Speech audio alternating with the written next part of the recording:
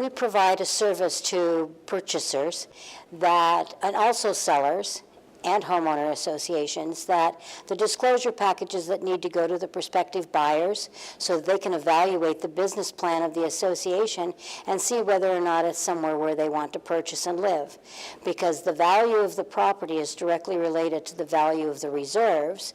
The reserve studies are extremely important.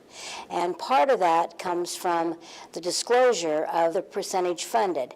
And how that's calculated is they list all the components that they're responsible to maintain, what the life expectancy is, their best guess, of course, and then they list how much would it cost if we had to do it today in whatever locale you're in.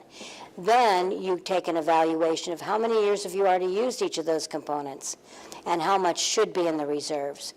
Then when you add up everything that should be in the reserves, you get a total number and you subtract that away from what you do have. Once you've done that, you divide it by the number of units, and it'll tell you the deficit or the unfunded reserve liability on each of those components.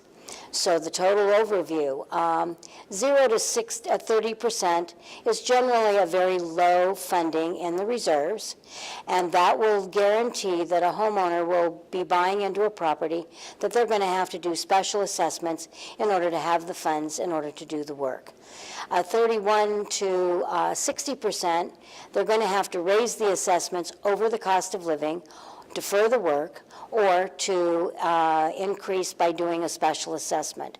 And if it's 60% or over, they can generally do it through small increases in the assessments over a period of years in order to have the funds available.